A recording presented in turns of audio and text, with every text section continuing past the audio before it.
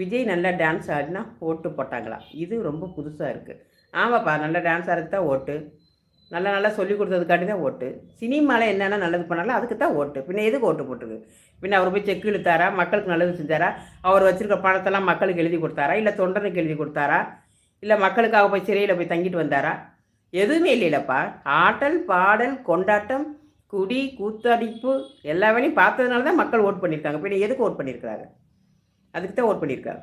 தமிழ்நாட்டில் விஜய்க்கு என்று ஒரு ரசிகர்கள் கூட்டம் இருக்கிறது. அந்த கூட்டம் அவரை ஜெயிக்க வைத்திருக்கிறது. தமிழ்நாட்டின் நம்பர் 1 நடிகர். பார்ப்போம் என்ன பண்ணுறார் பார்ப்போம் என்று. ஒன்றும் பண்ண மாட்டார். இவர் வடிவேலு சொன்ன மாதிரி பைக்கில் கையை விட்டு எதுவும் இல்லை அப்படி தான் போயிடும். சரிங்களா? ஒன்றும் பிடுங்க முடியாது, ஒன்றும் தெரியாது. சரிங்களா? அவ்வளோதான். நாட்டை கெடுத்துட்டாங்க, நாட்டை கெடுத்து நாசம் பண்ணிட்டாங்க. லைக்கை போடுங்கப்பா. ராஜசேகர் எனக்காக கேட்குறாப்புல. லைக்கை போடுங்க, லைக்கை போடுங்க, லைக்கை போடுங்கப்பா. நமக்கு லைக்கெலாம் தேவையில்லை தம்பி. நம்மளுக்கு தேவை கமெண்ட்டு மட்டும்தான். வர்றவங்க பேசணும், நல்ல கருத்துக்கள் சொல்லணும். உங்கள்கிட்ட இருக்கிற கருத்தை எனக்கு சொல்லணும், எனக்கு தெரிந்த கருத்தை நான் உங்களுக்கு சொல்லணும். அவ்வளோதான். ஒரு புரிதல் வேணும் நம்மளுக்கு. மக்களாக இருக்கிற நம்ம அனைவருக்கும் புரிதல் வேணும்.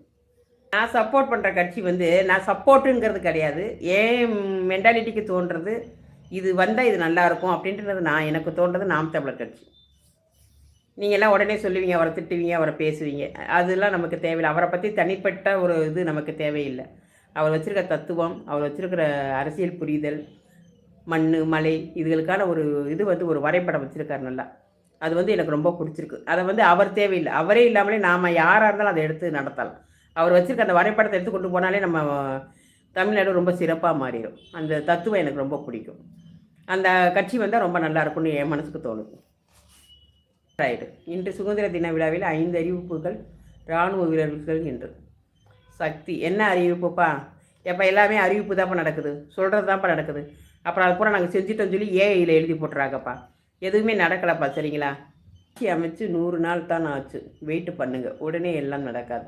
பிறந்த குழந்தை உடனே நடக்காது. நீ ஏன்ப்பா பிறந்த குழந்தைய நீ ஆட்சி நடத்துகிற? போய் பெரிய ஆள் ஆகிறதுக்கப்புறமே நீ ஆட்சிக்கு வாப்பா.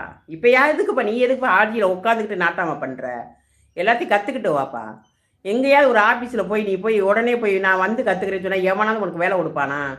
சின்ன ஆஃபீஸில் போய் ஒரு வேலைக்கு போ. எனக்கு எதுவும் தெரியாதுங்க, நான் உள்ளே கற்றுக்குருவீங்க சொல்லு, உனக்கு அந்த வேலையை கொடுப்பானா? ஒரு சின்ன ஆஃபீஸ் வேலைக்கே அந்த மாதிரி ஒரு இது இருக்குது. நீ இவ்வளோ பெரிய பதவி, ஒரு 5 கோடி 6 கோடி மக்களை காக்கக்கூடிய ஒரு பதவியில் உட்காருறது எதுவுமே தெரியாமல் நான் உட்காந்துட்டு செய்கிறேன். நீ 20 வருஷமாக பழகுவேன். 20 வருஷமாக பழகுவேன். நாங்கள் அது வரைக்கும் இப்படியே உட்காந்துக்கிட்டே இருக்கிறதா? தெரியாமல் நீ ஏன் உள்ளே வரேன் தான் என்னோடய கேள்வி. உனக்கு அது தெரியல. தெரியாத விஷயத்துக்கு நீ ஏன் வேற? நீங்கள் எதுக்கு அவருக்கு அனுமதி கொடுக்குறீங்க? அதை சொல்லுங்கள். சப்போர்ட் ஏன் பண்ணுறீங்க நீங்கள்? அவருக்கு தெரியாது. சரி, அவருக்கு எதுவுமே தெரியாது. கற்றுட்டு இருக்கிறதுக்கு என்ன சைக்கிளை ஓட்டுற? சைக்கிள் ஓட்டுறதே 10 தடவை கீழே விழுந்து மூஞ்சி முகரை உடஞ்சி போகுது கற்றுக்கிட்டு இருக்கும்போது. இதில் ஆட்சியை நீ உள்ளே உட்காந்து கற்றுக்கிட்டு இருப்ப நாங்கள் உட்காந்து வேடிக்கை பார்த்துட்டே இருக்கணுமா? இங்கே எங்களுக்கு பசி அடி வைத்த கிள்ளிட்டு இருக்கு. நாங்களாம் என்றைக்கு நிலைமைக்கு வருது? பூமி பூரா அழிஞ்சிட்டு இருக்குது. காடு மலை எல்லாம் அழிஞ்சு ஓடிட்டு இருக்குது.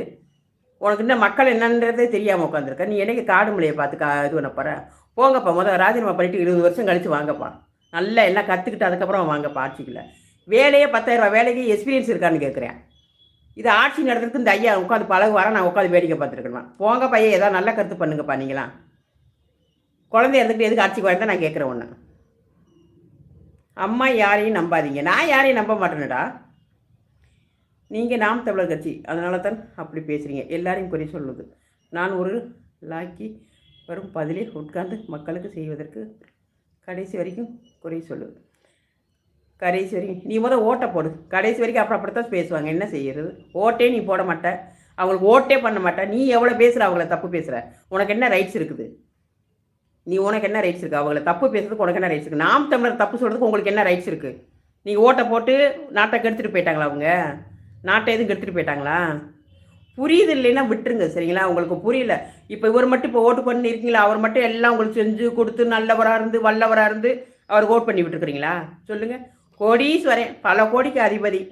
அப்படி கோடீஸ்வரன் தான். அதான் உங்களுக்கு பணம் பகட்டு பந்தா இதுதான் உங்களுக்கு கண்ணுக்கு தெரியும். அடிப்படை கஷ்டம் தெரிஞ்சவங்களுக்கு நீங்கள் மதிக்க மாட்டீங்க. ஓட்டம் போட்டு நீங்கள் அப்புறம் பேசுங்க. ஓட்டே போடாமல் ஒரு மனுஷனை குறை சொல்லாதீங்க. குறை சொல்ல மாட்டேன். ஓட்டு 18 வருஷமாக அந்த ஆளும் போராடி பார்க்குறாரு. ஓட்டு போடுங்க அந்த மனுஷன் கெஞ்சிட்டு இருக்காரு. ஓட்டு போட துப்பு இல்லை, துப்பு கட்ட தமிழ்நாட்டு மக்களுக்கு. ஒருத்தர் டான்ஸ் ஆறவனையும் பாட்டு பாடுறவனையும் தூக்கி கொண்டு உட்கார வச்சு தலையில் உட்காந்து அவர் கற்றுக்கிட்டு இருக்காரு. என்னைக்கு எங்கே கற்றுட்டு இருக்கிற? நீ கற்றுக்கிட்டு இருக்குது என்ன வேலை? ஒன்றும் மானிட்டேஸ்லாம் ஒன்றும் கிடையாது சரியா? நான் சும்மா மக்கள் தொண்டு செய்கிறதுக்காக தான் நான் யூடியூப்க்கு வந்திருக்கிறேன். மக்கள் ஓட்டு போட்டுட்டாங்க, ஒன்றும் பண்ண முடியாது. மக்கள் என்ன 1.5 கோடி மக்கள் தானே போட்டிருக்காங்க. அதுலேயும் பொய் காரியம் பித்தலாட்டக்காரியம் புறம்போக்கு இது என்னது பொம்பளைகளை இது பண்ணுறவங்க இவங்க தானே ஓட்டு போட்டுருக்குறீங்க. கழிச்சிட்டு 1.5 பேர் இருந்துருக்குறீங்க போட்டிருக்கீங்க ஓட்டு. மிச்சம் 3.5 கோடி மக்கள் இருக்கிறாங்க சரியா? அவங்களாம் நல்ல மக்கள். அவங்க இனிமேல் மாற்றி யோசிப்பாங்க. நீ அடுத்த தேர்தலில் தெரியும் உங்களோட நாத்தம் என்னன்னு. நீங்கள் 1.5 கோடி மக்கள் தான் அவனை பிடிச்சி தொங்கணும். அதுவுமே என்ன ஆட்சி 2 வருஷத்துலேயே தெரிஞ்சு போயிடும் அவனோட வல்லார் என்னன்னு. ஒரு ஆணியும் பிடுங்க போகிறது கிடையாது. நீங்களா சும்மா அப்படியே ஸ்டிக்கர் ஒட்டிக்கிட்டே அலைய வேண்டியதான். ஒவ்வொரு இடத்துக்காக ஸ்டிக்கரை ஒட்டி விட்டுட்டு போய்கிட்டே இருக்க வேண்டியதான். அது ஒரு நாளைக்கு கிழிஞ்சு தொங்கிடும் டாக்டர். அது அடுத்தவன் வச்ச வீட்டை வைவு அடுத்தவன் செஞ்சு வச்சதுலேயே நான் தான் செஞ்சேன்னு போய் உட்காந்துட்டு இருக்கிறீங்க. 1.5 கோடி மக்கள் தான் நீங்கள் தொங்குவீங்க. இன்னும் 3.5 கோடி மக்கள் சீக்கிரமாக விழித்து வந்துடுவாங்க சரியா? விழித்து வரும்போது உங்களுக்கு இருக்குது நாத்தம். ஒரு லாரி எடுத்துக்கோ, அவங்களுக்கு அந்த லாரி ஓட்ட தெரியும், அதனால் ஓட்டிகிட்டு போயிடுவாங்க. இவருக்கு ஓட்டவே தெரியாது, அதுதான் பிரச்சனை. உங்களுக்கு புரிய மாட்டேங்குது. ஒரு வண்டியே ஓட்ட தெரியாத ஆள் கொண்டு போய் வண்டியை ஓட்ட உட்கார வச்சுன்னா எப்படி ஓட்டிகிட்டு போவாங்க? அதில் இருக்கிறவங்க சேதாரம் ஆவாங்களா ஆக மாட்டாங்களா? அவங்களாம் அந்த இதில் இருக்கிறவங்க கொள்ளை தான் அடிக்கிறான், லாரியில் கொள்ளை அடிக்கிறான். ஆனால் வண்டி ஓட்ட தெரியும், மக்களுக்கு சேதம் வராது சரியா? புரியுதல் வச்சுக்கோங்க, கொஞ்சம் புரியுங்க. சீமான் ஓட்டு போடும் தோல்வி அக்கா. நீ சீமானுக்கு ஓட்டு போடும்போது தோல்வியா இருந்தாலும் அது உனக்கு பெருமைக்குரிய விஷயம். தோத்தாலும் பரவாயில்ல, உன்னோட செயல் நல்ல ஒரு விஷயத்துக்கு போயிருக்குன்னு புரிஞ்சுக்கோ. ஜெயிக்கிற இடத்துல அசிங்கம் கழிவு இருக்குது, அதில் போய் நீ ஜெயிச்சு என்ன செய்ய? அது வேண்டாம் நமக்கு. அதெல்லாம் இன்னும் கொஞ்ச நாளில் கர்மா கையில் எடுத்துரும் சரியா? கர்மா கையில் எடுத்து செவிலிச்சு திருக்கி விட்டுரும் அவங்கள. எல்லா பையன் ஆடுறவன் பொய் சொல்கிறவன் இவங்க வந்து மனுஷன் சொல்ல கேட்க மாட்டேன் போனாங்க. அதை கடவுள் கையில் எடுத்துருவார். கையில் எடுக்கும்போது இருக்குது அவங்களோட ஆட்டத்தெல்லாம் பாரு எப்படி நடக்குதுன்னு மட்டும் பாரு.